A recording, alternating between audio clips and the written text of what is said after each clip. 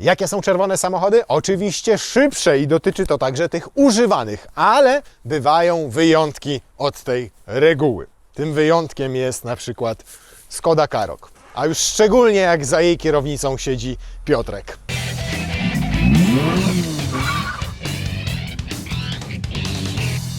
Dzień dobry. Dzień dobry. Teraz się podoba, jak zaparkowałem? No teraz bardzo dobrze stanąłeś, to po pierwsze, a po drugie, no piękny kolor, mój drogi, ależ to musi Czerwony znaczy szybki, nie? Tak, czerwony znaczy szybki. A widziałeś, takie znaki są nawet, że czerwonymi samochodami może wyprzedzać czarne samochody.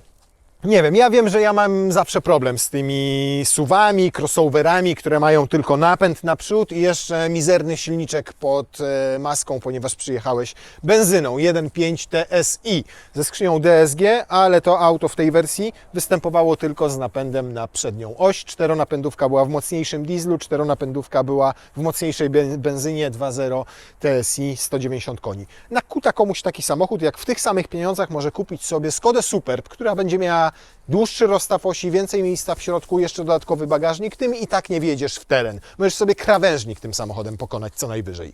Dlaczego? Wiesz co, no trzeba byłoby się zapytać użytkowników, którzy kupują taki samochód i go wybierają, a jak widzisz, trochę tego po mieście jeździ, także... Nie tylko po mieście, sprawdziłem sobie ogłoszenia, 70%, 80% nawet procent wszystkich kuraków, jak to się nazywa? Karoq. Karoq, o właśnie. A wiesz, z Chociaż czego mi też pochodzi? się pierdaczy cały czas. Skoda Karoq pochodzi, mój drogi, z połączenia dwóch słów autochtonów na wyspie Kodiak przy Alasce, naprawdę. Karukokor to u nich samochód, a Rakukuku to strzała. To strzała, I tu tak. masz strzałę na masce. Jest strzała, jest kura. Masz strzałę na masce, masz samochód i tak powstał kurak. Karoq. Karoq. No, kukurak. Ale ludzie też się mieli i Karoq, i Kodiaq, a jeszcze doszedł Kamik, także to jest Karoq, który jest środkowym, tak jakby tym segmentem Odpowiednikiem w grupie aut. Volkswagena T-Rocka, tak, Tak, naprawdę. tak, Nie, tak. bo to jest ta sama płyta podłogowa, MQB. to jest podobny rozmiar, segment C, typowy SUV, który ma 4,40, więc nie jest za duży, a w środku ma oferować solidną ilość miejsca. 2017 rok debiutu, 2021 wersja poliftowa.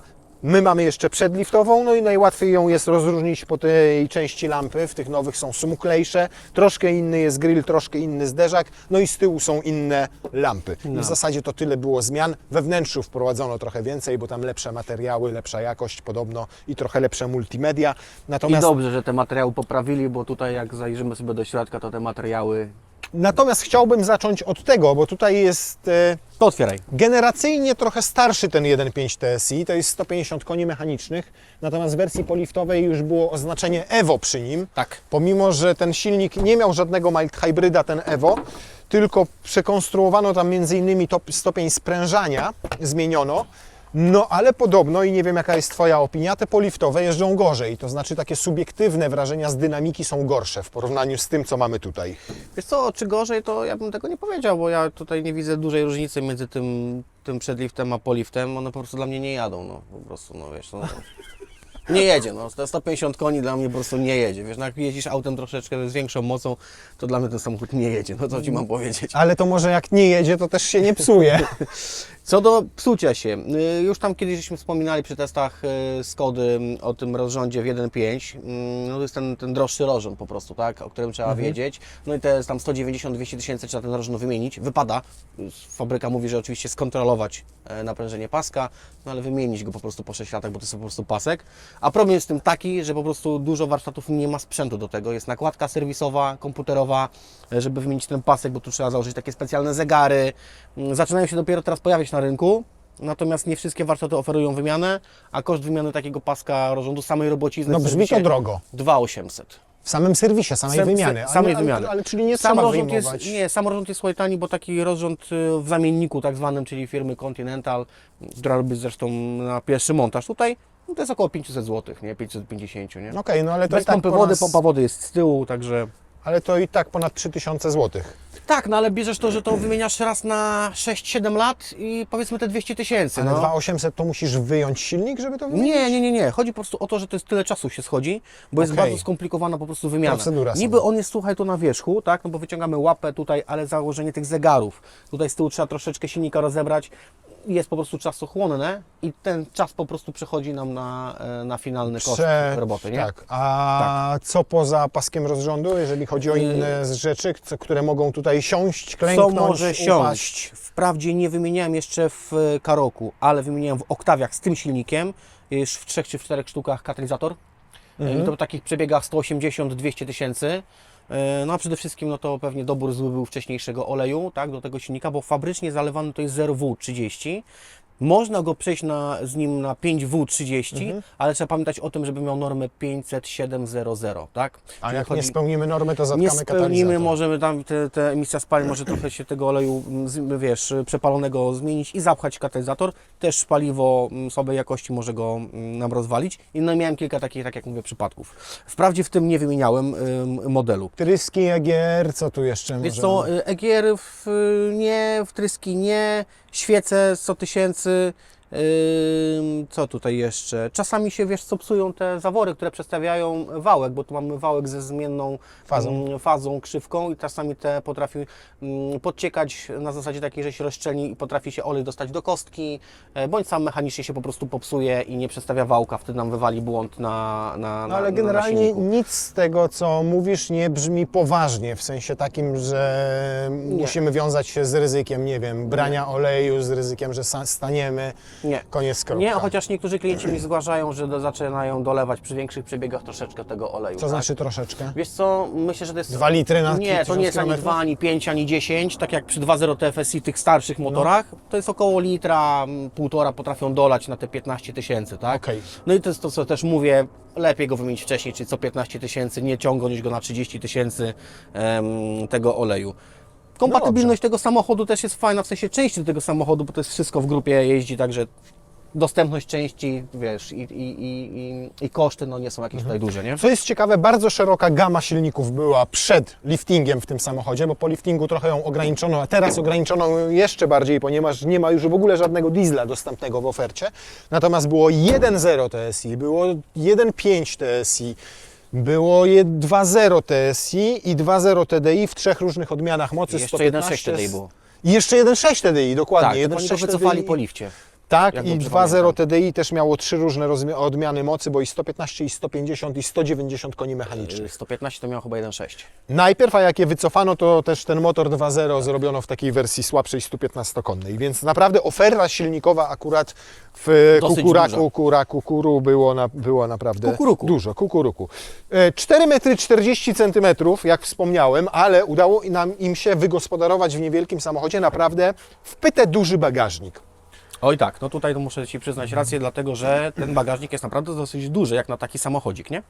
Tak, nie mamy niestety maty od naszego sponsora Frogum do tego bagażnika, znaczy mamy matę, ale ona tutaj nie weszła, ponieważ właściciel samochodu wymontował sobie stąd dodatkową półkę, która powoduje, że jak jesteś w normalnym, codziennym użytkowaniu, nie potrzebujesz głębokiego bagażnika, to łatwiej Ci wrzucić tutaj graty, była taka półeczka, bo nie trzeba było ich przerzucać przez próg, tylko od razu za progiem znajdowała się półeczka. Stąd jest wyjęta, więc ta mata nam niestety nie pasuje tak jak powinna, natomiast bardzo niski próg załadunkowy jak nasuwa, naprawdę. Klapa też się dosyć wysoko otwiera, bo ja 1,95 m No ale pod można nią ją wchodzę. zakodować, tak? Także Można ją zakodować do niższego położenia, żebyście w garażu nie walnęli, na przykład w nie- jakoś... Tak, nie często w skakali. garażach podziemnych, Nie skakali. tam gdzie rury są jeszcze kanalizacyjne zawadzić. połączone, można zawadzić. Pod spodem co tutaj mamy? Dojazdóweczkę i to lubimy i to... A, tutaj widzę już jest ten problem, tak? O, widzisz? No, jest. Jest. Jest problem nie tylko z czystością samochodu, bo jest szczotka, żeby można było pozamiatać, ale tutaj mamy również Dolewkę. coś na dolewkę, chyba że Dolewkę. ktoś fryturę na tym sobie smaży jakąś. O, patrz, zobacz, w Kukuraku 6-letnim jest elektryczny już hak. I potem trzeba pociągnąć, tak? A jakby Tak, się... a teraz jak go wciśniesz? O Ciśnij go. kurna. O, A, i go. poczekaj, go zablokować. poczekaj. Czy Ty do każdego auta, jak się dotkniesz, musisz popsuć? Czeska quality tak zwana. Co? Czeska jakość. Ty każde auto, które dotknie... Nie, no No, nie. ja szefie. jakoś- Już naprawiłem, zobacz, chwila, moment. Pierwsze No i dozwolenie. Simply Clever, mój drogie. Tu jest Simply Clever. Na wizytówki tutaj jest miejsce Simply Clever. Tak. Tu można je sobie wozić. Simply Clever, bo ma swoje miejsce. Trójkącik. To jest fajne Simply Clever. Proszę bardzo Cię, Simply Clever. I możesz tutaj sobie I wrzucić kostkę masła wkładasz. Dwa i jajka. Ci się, Tak, albo kostkę masła i wtedy Tak. się kostka masła nie porusza po całym bagażniku, tylko w obrębie tego, albo możesz Tak. tu sobie też chomika przewieźć na przykład. Na przykład, On żeby wtedy się nie biegał po ucieknie, całym bagażniku. Żeby nie biegał po całym bagażniku, to bierzesz sobie chomika w takiej klatce prowizorycznej. No ale są siateczki i jest fajnie, bo te siateczki są, o proszę, ładnie. O, tu ktoś sprytnie to zamontował. Widzisz, bo tam do mocowania oparcia. Aha. Pomysłowy Dobromir normalnie. Ale o, Simply Clever mamy i ja naprawdę to bardzo w Skodzie lubię. Macie latareczkę i jak sobie wysiadacie z samochodu i gdzieś potrzebujecie latareczki, to o, można sobie przyświecić, proszę bardzo. Zarąbiste są te rzeczy. Nie rozumiem, czemu inni producenci nie podpatrzyli Skody, jeżeli chodzi o takie rozwiązania. Albo takie haczyki, które zobaczcie, bierzecie w górę, dowolnie przesuwacie w dół i jest już zabezpieczony. I 3 są takie, więc możecie nawet cięższą siateczkę. Dodatkowe haczyki nawet tutaj i to takie zdejmowane. Normalnie macie mocowanie do fotelika, a jak fotelik nie jest mocowany, to Skoda sobie wymyśliła, że w tym miejscu będzie taki haczyk. Kurde, naprawdę to są fajne rozwiązania, bo to się wydaje, że to jest taki bajer, ale to się często może przydać. No, choćby Przydatne takie, rzeczy. Jeszcze jedna rzecz, o której nie wspomniałeś, która jest zawsze we wlewie paliwa. No, Co jest w Skodzie we wlewie paliwa? skrobaczka do szyb. No ale tu w tym aucie akurat ktoś musiał wyjąć, ale jest miejsce na Ktoś nie. się nie bał i... No dobrze, to teraz prawdziwy sprawdzian tego Simply Clever, czyli... No tak, nie ma mowy. Kochanieńki. Tak, a ciekawe czy pionowo wejdzie, bo zobacz. Brakuje O, niewiele brakuje, ale brakuje, więc tylko tak, a poczekaj. Zdemontuję Simply Clever wieszaczek. O, dobrze, dawaj Simply Clever. No 2 to w ogóle na luzaku, jeszcze tutaj na górze jest miejsce. Poczekaj, zobacz. Więc z tym Mamy to jeszcze twojego pietarda. malucha. No i malucha, wiesz co, tyle to dam do Lexusa LBX weszło, szczerze mówiąc. No ale poczekaj, No. ale ile Lexus kosztuje? Ile No. kosztuje Skoda? No tu plecem, to to Skoda trzyma cenę, mój drogi, a benzyny używane dzisiaj są droższe niż diesle, co ciekawe. O ile jak nowe były, to było odwrotnie. Odwrotnie, nie? No, tak. No, Dobra, tak. zamykaj. Nie no, nie jest źle, no tak Ci powiem, nie jest źle. Jakbyśmy mieli 5 pasażerów, no to jak jedziesz do Chorwacji na 2 tygodnie, to zabierasz jedną kabinówkę, bo i tak masz tam tylko slipy A i męczyłbyś buty się do pięć- łażenia pięć- po kamieniach. Męczyłbyś się w 5 osób do Chorwacji takim autem? To te osoby ze mną by się męczyły, wiesz? No właśnie. No ale jeżeli jedziesz 5 osób, to sobie masz, zobacz, masz relingi, możesz sobie założyć boks O dachowy. Boże, kochany, A. oczywiście kupujesz SUV-a dużego po to, żeby jeździć z boksem dachowym. No pewnie, Nie że tak. kupujesz chyba po to, żeby jeździć 5 osób. To zobaczymy, czy równie praktycznie jest, mój drogi, tutaj. Proszę, to Twoje miejsce.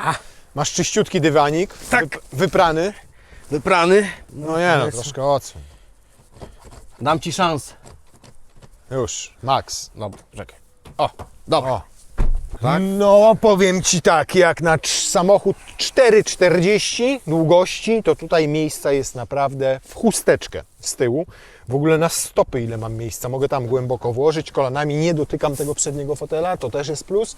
Plus, że nad głową mam tego miejsca, mimo rolety i szklanego dachu tutaj też sporo, zobacz, o, mogę się tak oprzeć.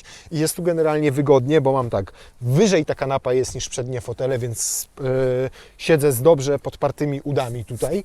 Wysoko jest poprowadzone całe oparcie, więc też jest mi wygodnie. No, to jest zaskocz, bo to nie jest duży samochód, nie jest długi nie, w takim sensie, nie? Bywają samochody, które są znacznie dłuższe, a mają mniej miejsca w środku.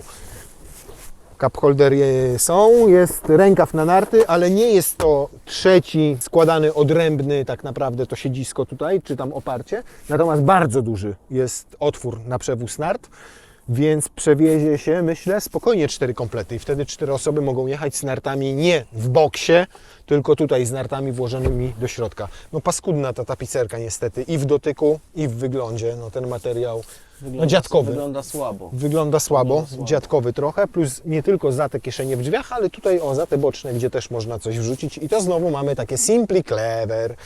To jest katastrofa.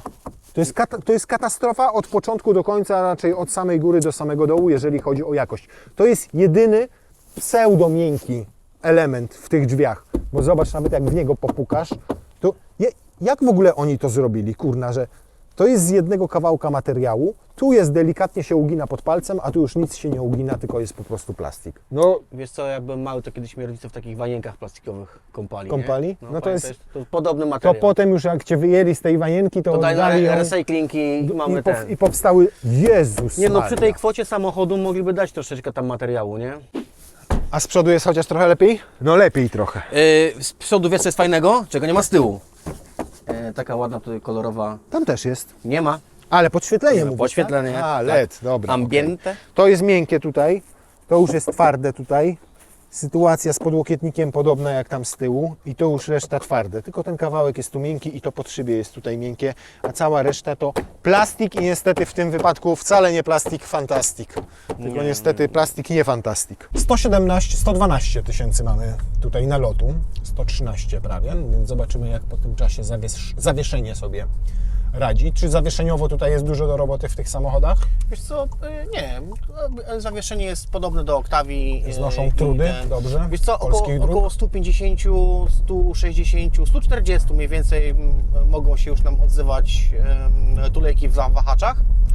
Rzadziej stworznie, rzadziej. No tutaj się nic nie daje o sobie znać. Jak żeby- słyszysz, bardzo Żadnych stuków, fajnie nawet wybiera. powiedziałbym, że ładnie wybiera. Nie ma adaptacyjnego tutaj zawieszenia, prawda? nie, Standardowe. ale możemy mieć adaptacyjne zawieszenie i w takim jednym ostatnio wymieniałem amorki z przodu, bo podciekły.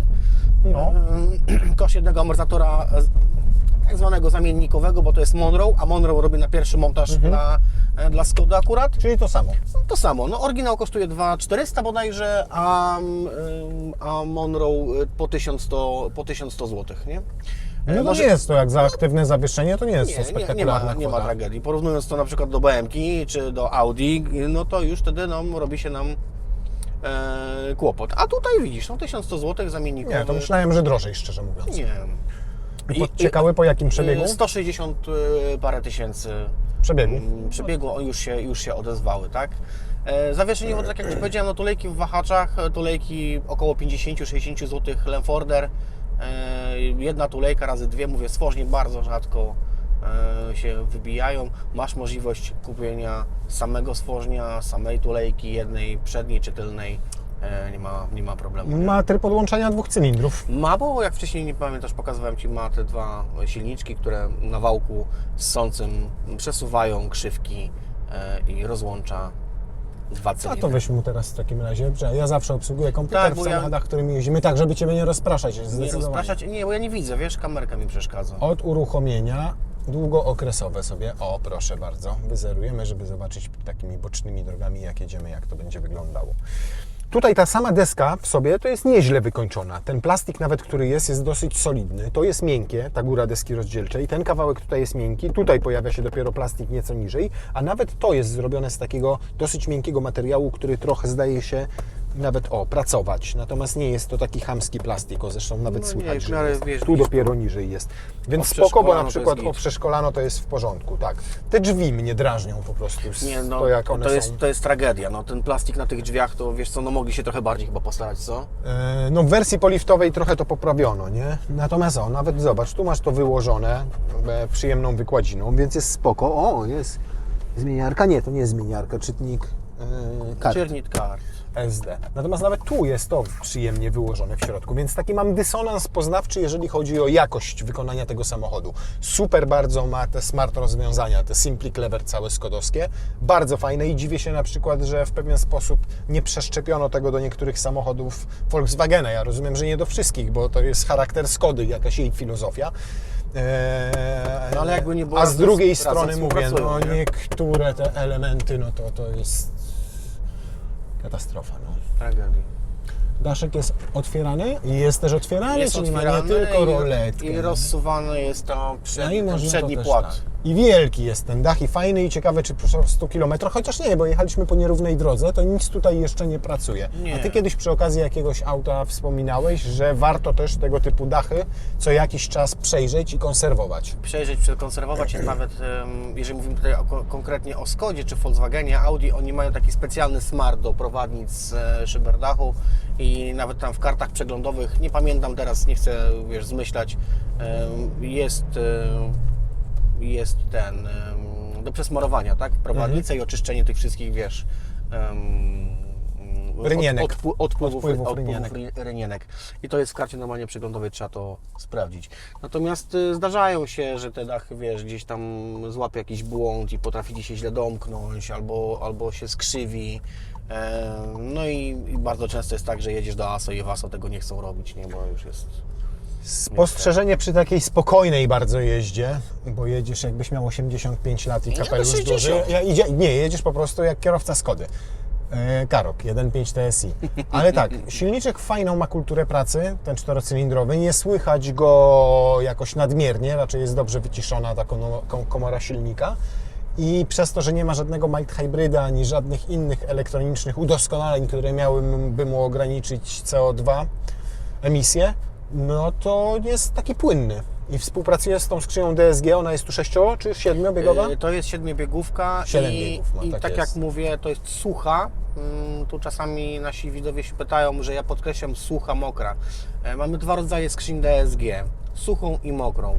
Te suche to są sprzęgła, czyli inaczej, sprzęgła nie są zamoczone w oleju, tak? Czyli to jest kosz dwóch sprzęgieł, zwykłego po prostu sprzęgła, tak jak w Cinquecento, czy nie wiem, w innym samochodzie, suchego w koszu i te sprzęgła po prostu przenoszą, te skrzynie przenoszą mniejszy moment obrotowy, tak? Dlatego są Niż mokre, tak? Mokre większe. Mokre mogą większy moment obrotowy przynosić. I one są montowane w tych mniejszych po prostu silnikach, dlatego jakbyśmy kupili już na przykład takiego 2.0, Tak.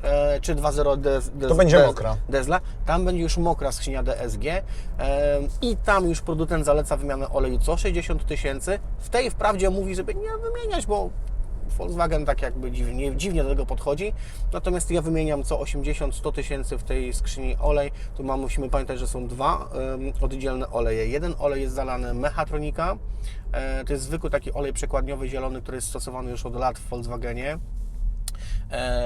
Tu wchodzi około litra do tej mechatroniki i około 2 litrów, tam jeden chyba 75 wchodzi do mechanicznej samej przekładni.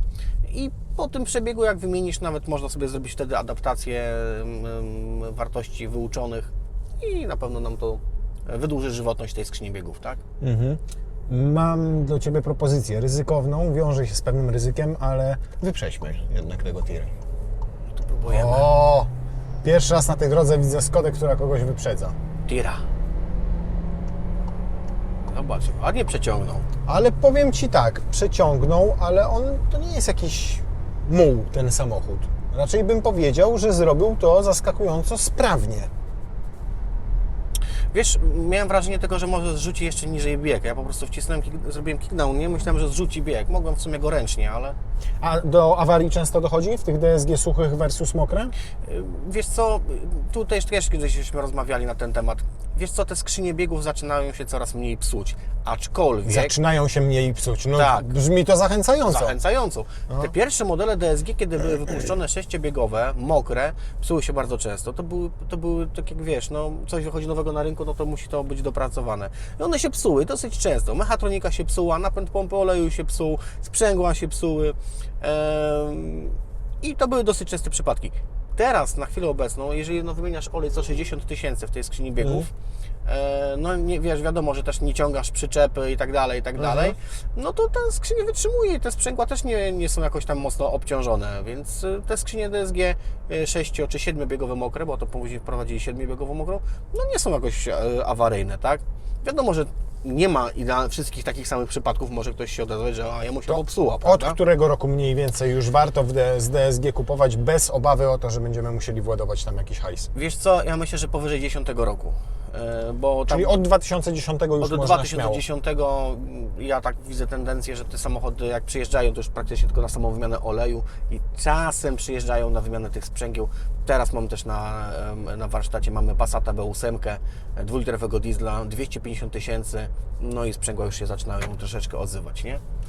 Podszarpuje skrzynia przy ruszaniu, przeciąga ten bieg tak jakby z zrzuceniem. No i te sprzęgiełka trzeba zrobić.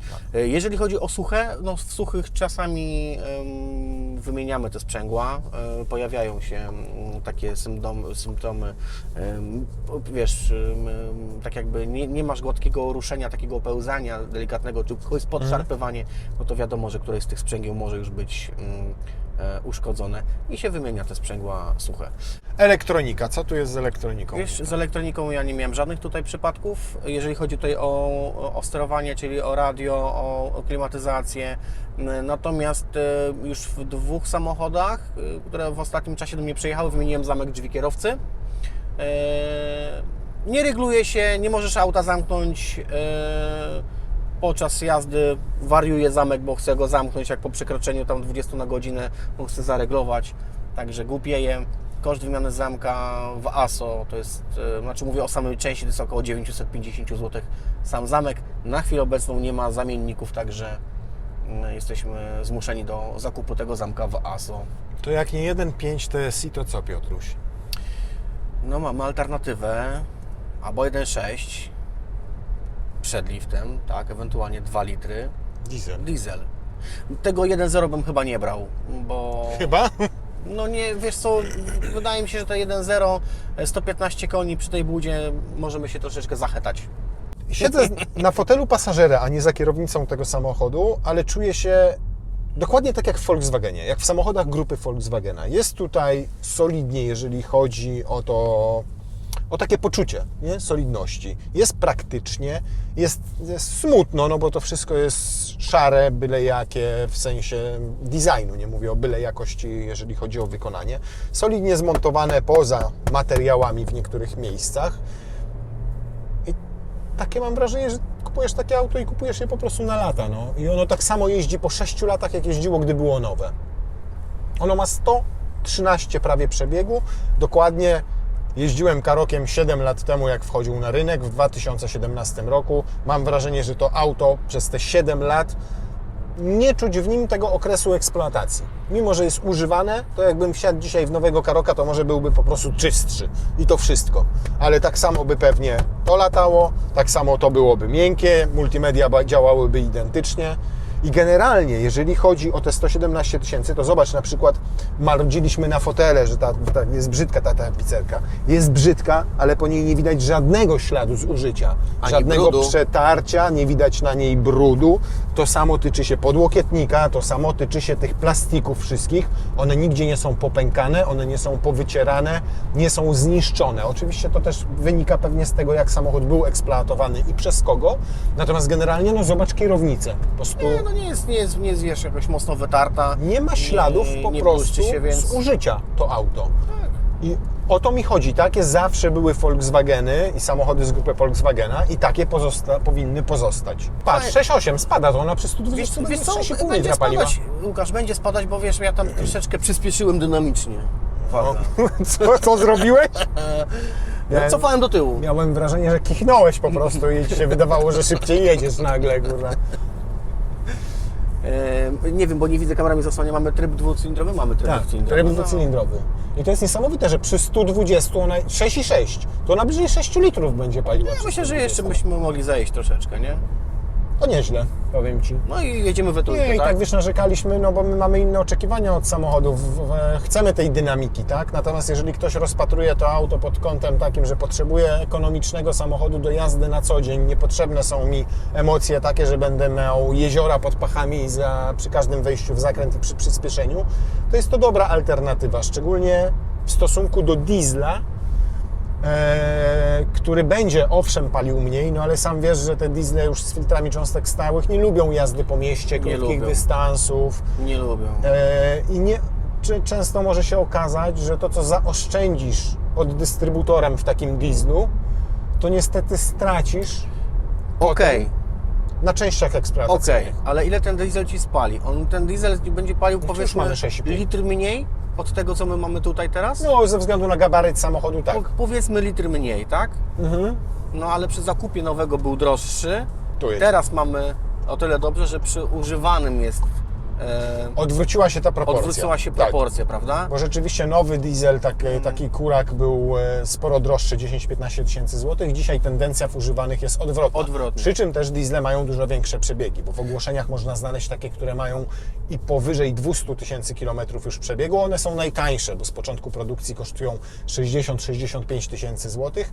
Jak chcemy benzynkę, która ma też już około 150 tysięcy przebiegu, no to 70-80 trzeba szykować, a takie egzemplarze, które są z pierwszej ręki, salonowe, zadbane i z mniejszymi przebiegami, potrafią kosztować nawet bliżej 100 tysięcy złotych, 5-6-letnie. Ten samochód naprawdę nieźle trzyma wartość, no ale trzyma ją też przez wariactwo, jakie zadziało się na rynku nowych samochodów. Bo za takiego Karoka w podstawowej wersji 1.5 TSI z napędem naprzód musisz dzisiaj zapłacić minimum 140 000 złotych. I to będzie golas. To taka wersja, która ma szklany dach, która ma DSG, która ma klimę, która ma multimedia, która ma grzane zydle, która ma sporo tego... Sporo bajerów. Keylessy, LEDy i takie inne rzeczy. Dokładnie tak. No to co, bańka, 170-180 tysięcy? Za kuraka? Skodę? Na Boga. Wyłączasz kontrolę trakcji przy przednim napędzie i przy 150 koniach? O, odważny. Skrzynię w bok, w sy ją wprowadź. Jest już na sy. Jest już. Tak jest na sy. Nie, tak jest na manual. Tak jest na sy. tak. Masz rację. Przepraszam, grupa Volkswagena, zapomniałem. Poczekaj, jeszcze nie jestem gotowy. Ja się nieco dłużej przygotowuję do tej procedury niż ty. Silny się trzymasz?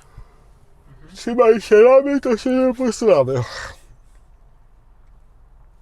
Ależ bym spać poszedł teraz. Ready, tak mi napisał. Więc zrób te 9 sekund. O, procedura Patrz, nie zrobi, nie ma. No i dobrze. No. O Jezusie. 50. 70. 90. Stop. O kurna. Ale żwawa kura. Kura pasją. No ile? Obstawiaj. Z 9,7? 11,5 sekundy. No coś tu kurze brakuje jajec. Patrz.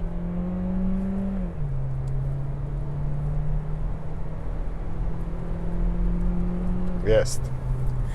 No, jesteś o 0,2 sekundy wolniejszy niż automat, jak sam zmienia biegi. 11,7, prawie 12 sekund. No nie jest to demon prędkości, niestety. No nie jest to demon prędkości. No nie jest. Na osłodę można powiedzieć, że no jest nas 3 chłopa tutaj, no. Jest szklany dach, jest trochę gratów dodatkowych. Niemniej pytanie wydaje się zasadne takie, Piotrek, czy można ten silnik podkręcić? Powiem Ci, że bardziej interesujące były te Twoje opowiastki o tym, co tu się psuje, a co nie psuje, niż to auto. Ten samochód jest po prostu koszmarnie nudny. I wiem, dla kogo to jest auto. To jest auto dla ludzi, którzy mają samochody w dupie. Którzy się nie interesują motoryzacją kompletnie, którzy nie wiedzą, czego oczekują od samochodu, poza tym, żeby on jeździł do przodu, do tyłu, jak skręcą kierownicę w lewo, to skręca w lewo, jak w prawo, to w prawo. Ma po prostu jeździć ten samochód. Ma mieć dużo miejsca w środku, wycieraczki, światła i to wszystko. Spryskiwacz. A nie oczekują ani jakości od tego auta, ani emocji. Może, żeby brzdąkało radio i żeby działała klimatyzacja. I to jest wszystko. Naprawdę. A wiesz, że takich ludzi jest bardzo dużo? To jest większość z tych osób. Dlatego ja my, dzisiaj... my mamy zboczenie, bo kochamy samochody, lubimy tą motoryzację i bierzemy z niej fan.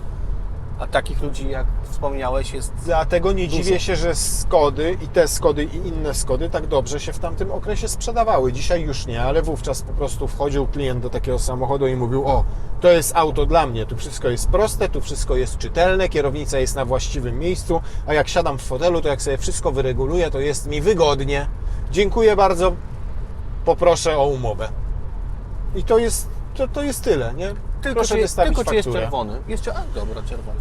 Tak, więc no takie mam poczucie. No ja bym się w takim samochodzie zdecydowanie nie odnalazł. W sensie doceniam to, że on ma duży bagażnik, że ma sporo miejsca z tyłu, to jak jest zbudowany, tę przejrzystość, tak jak wspomniałem, całej deski rozdzielczej, konsoli środkowej, zegarów, to, że ten silnik jest tam, gdzie być powinien, że skrzynia właściwie zmienia biegi, że to auto po prostu wsiadasz w nie, jedziesz, nic Cię nie irytuje, nie drażni, nie okazuje się nagle, że fotel masz za wysoko, że kierownicę krzywo, że do czegoś nie dosięgasz, że nie wiesz, jak włączyć sobie ogrzewanie fotela. To jest proste auto dla ludzi, którzy nie oczekują od samochodów emocji. Bardzo ładnie powiedziane. No, 6 na 10. 6,5 na 10. No, się rozdrabniasz w tej skali, ale niech będzie.